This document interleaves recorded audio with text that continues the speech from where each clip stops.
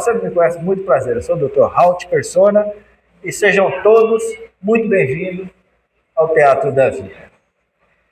Nessa história, vou mostrar para vocês como que funciona o nosso palco interno. Quais são as armadilhas que fazem com que a gente realmente fique preso em uma determinada cena. Você está vivendo o roteiro que foi escrito por você ou está vivendo o roteiro escrito por outras pessoas? Quando chegamos ao palco da vida, a trama já está acontecendo. Cenário do nosso nascimento, por exemplo, nossa mãe, até o momento do nosso nascimento, ela é a personagem principal. Médicos, parentes, são apenas coadjuvantes. E alguns para essa história são apenas figurantes. Não é verdade? Qual máscara você mais utiliza para enfrentar o mundo? E o que aconteceria se você atirasse?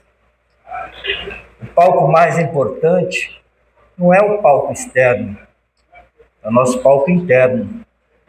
É aqui que o medo diz que você não pode. E a dúvida ainda te complementa. Para quê? Eu sou o Dr. Halt Persona. Ajudo pessoas a construírem a sua liberdade emocional, mesmo que o mundo diga que isso é uma frescura. Mas isso nem sempre foi assim.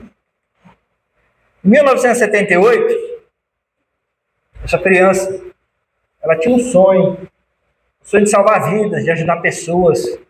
E o grande sonho era de poder voar. Logo, no período dessa foto, eu estive numa cidade chamada Pirajuí. Quem não estava aqui ontem? Todos vocês dois não estavam, ok. E o que aconteceu nessa cidade? Eu tinha 5 anos, a gente estava indo até o fim dessa rua, pegar leite, que aqui era uma fazenda. E aqui tinha uma galeria de água fluvial. E como na época a gente não tinha muitas interações para desenvolver, a gente vivia entre erros e acertos. E a gente se lascava, a grande maioria das vezes. E assim a gente ia aprendendo. Então eu com a minha irmã passei por essa galeria e disse para ela assim: eu vou entrar por aqui e sair por aqui, você me aguarde aí. Ok? Ela falou ok. Um tinha 5 e o outro tinha 6. E o que aconteceu? Eu caí dentro desse poço. Eram aproximadamente 4 metros de altura. E a hora que eu caí em pé e senti que existia uma maciez ali embaixo. E depois eu percebi que aquilo era uma areia com água, então era tipo um barro. E ali era uma escuridão. E ao lado tinha um buraco, grande também, redondo. E eu falei, eu não posso entrar aqui. Então eu fiquei o tempo todo gritando para minha irmã e me escorando na parede. E as pernas iam escorregando. Passado algum tempo, o socorro chegou. Eu lembro que eu visualizei meu pai era bem gordinho, ele mal entrava dentro desse buraco. Eu olhava para cima, via que ele estava lá. E outra imagem que eu me recordo foi quando o bombeiro desceu com uma cadeirinha, um balancinho, e me resgatou. E qual foi a consequência disso? Cara, virei manchete de jornal. Que maravilhoso. Todos os meus irmãos e primos tinham vergonha do menino que caiu no buraco. Então, aquilo, de uma certa forma, eu não tinha essa percepção do constrangimento que isso gerava, mas eu me sentia constrangido. Eu me sentia excluído. Muitos passeios, brincadeiras, as pessoas me excluíam. E tudo bem. Fiquei 4 horas, fui resgatado. A vida segue. E a gente vai sobrevivendo. Na minha primeira infância, eu passei ao lado do meu avô, porque meu pai trabalhava muito. E meu avô, para mim, era um herói, ele me protegia, me ajudava. Uma época, meu avô ficou muito doente, eu não queria mais visitá-lo, e as pessoas diziam que ele estava se definhando. Uma certa manhã, meu pai falou, você vai visitar o seu avô, porque ele vai virar uma estrelinha. E eu fui visitá-lo, e ele morreu naquele mesmo dia que eu visitei. Então, na cabecinha daquela criança inocente, acreditava que se não tivesse ido visitá-lo, ele ainda poderia estar vivo. A vida segue e a gente vai se desenvolvendo, a gente vai se adaptando. Nos meus 16 para 17 anos, meu pai, de uma forma muito rápida, adoeceu e veio a falecer, nos deixando minha mãe, dona de casa, com 6 filhos, e a gente sem amparo. Era simplesmente dor e sobrevivência. E continuamos nessa jornada. E a gente vai somatizando. A gente vai se desenvolvendo e se adaptando dentro desse cenário. Por volta dos meus 28 anos, eu trabalhava como taxista em São Paulo. E um dia um senhor e um jovem se aproximaram e me pediram para fazer uma corrida e eu neguei. E algo me senti constrangido dentro. Mas quando ele se identificou que era o avô e o neto, automaticamente minha mente conectou ao meu avô e mesmo eu tendo aquela sensação, eu aceitei a corrida. Entretanto, meus amigos, no roteiro, no teatro da vida, os roteiros, eles se entrelaçam. E no final da corrida, eu me tornei o coadjuvante da história alheia. O senhor que estava sentado atrás de mim, de uma forma muito rápida, me deu uma gravada com o seu braço esquerdo e com a mão direita ele apertou um revólver tão forte no meu pescoço e me disse bem baixinho no meu ouvido: agora você já era. E ele puxou o gatilho. Eu senti o meu sangue congelar. Foi a sensação mais aterrorizante que eu senti em toda a minha vida. Era um calafrio que subia dos meus pés até a minha cabeça. Eu via a minha vida passar como uma tela de cinema. E a última cena era a imagem do meu rosto. Então eu me perguntei: morri? Sabe quando você está assistindo a um filme de terror e você está tão envolvido naquela cena que nada nem ninguém te incomoda? A única coisa que importa é você naquele momento? Foi quando eu percebi que o clique do revólver foi um disparo que falhou. Nesse momento começou uma discussão interminável entre os dois dentro do carro. E após algumas discussão entre eles, umas coronhadas, umas agressões, me trancaram no porta-malas. Eu fiquei trancado lá por 4 horas, vivenciando o maior terror emocional que o ser humano pode criar. Cheguei a imaginar que realmente aquela era a minha última cena no palco da vida. Porque cada parada eu achava que era a hora da minha execução.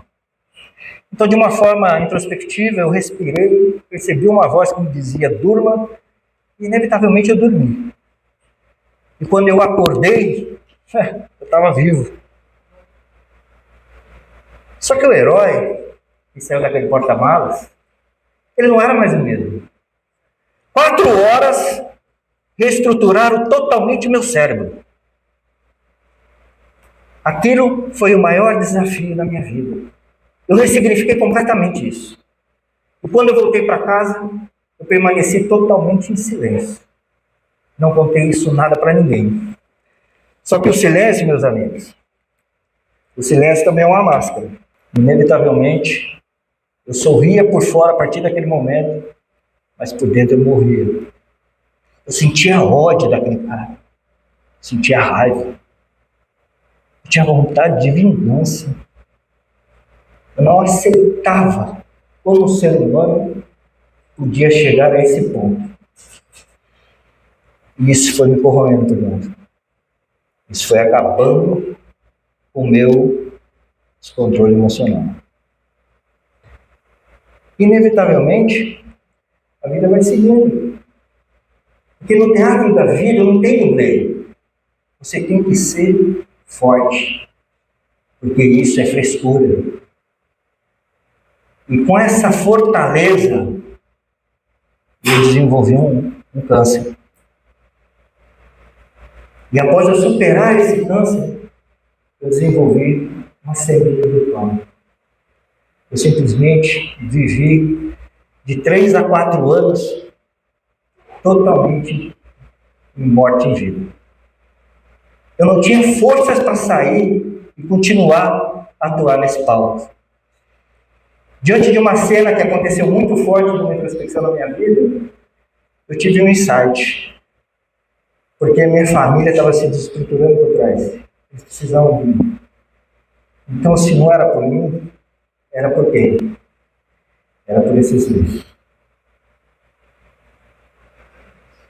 Quando você não tem forças, Você acredita realmente que o seu mundo acabou?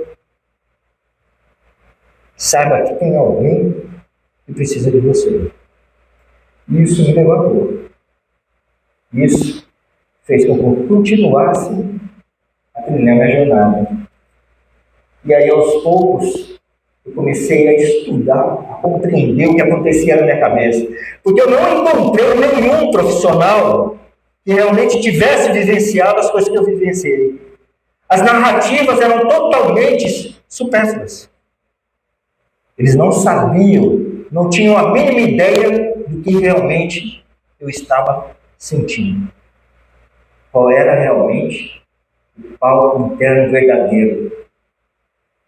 E por conta dessas duas pessoas que fazem a história da minha vida, eu fui me desenvolvendo.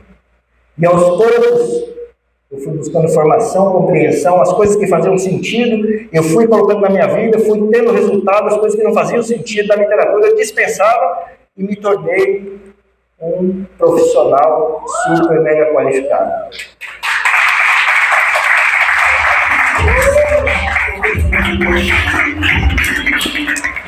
E frutos disso, eu fui viver uma vida que eu fiquei anos sem viver.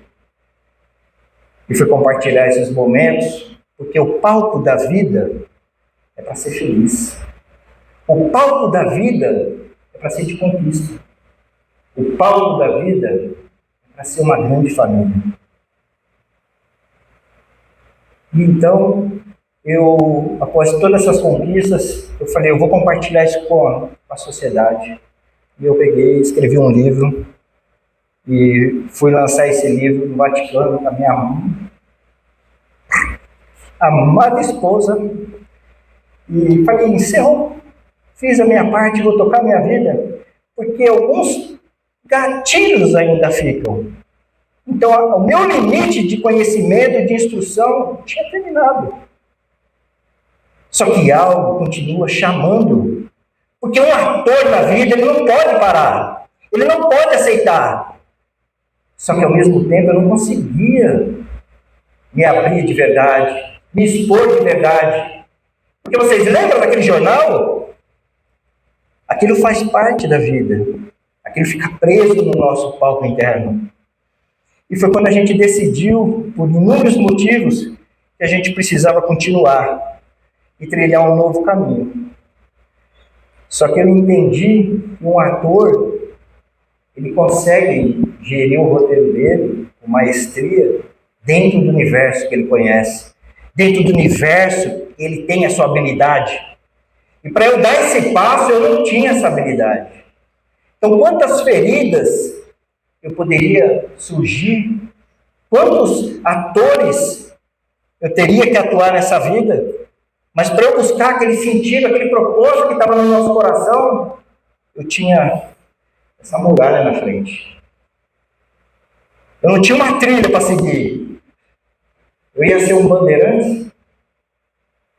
Quanto tempo eu ia perder na minha vida para chegar no meu propósito, no meu destino? Então eu busquei, conheci alguns mentores, vim para esse palco e essa pessoa maravilhosa apareceu na minha vida. Quando eu fiz a minha palestra, que era o término do nosso propósito, ela assistiu essa palestra na internet e disse, cara, você faz arte, você salva vidas. Você precisa continuar esse trabalho. Eu falei, eu não sei, eu nunca fiz isso. Eu não tenho conhecimento, eu não tenho habilidade. E ela pegou na minha mão. E quando ela pegou na minha mão, olha que foto linda, né? Bonita, não é, gente? Isso é um trator, cara.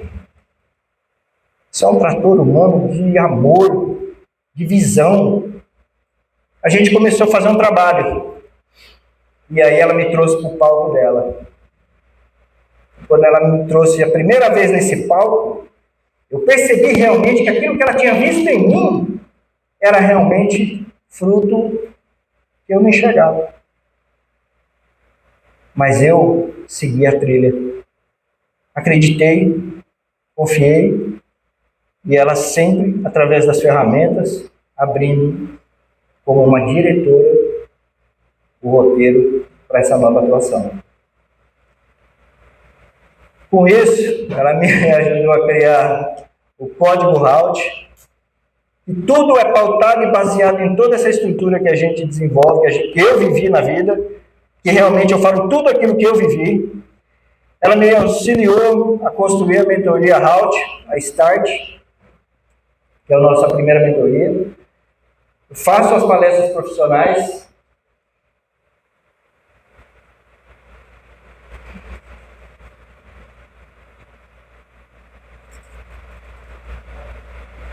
Esse jornal aqui.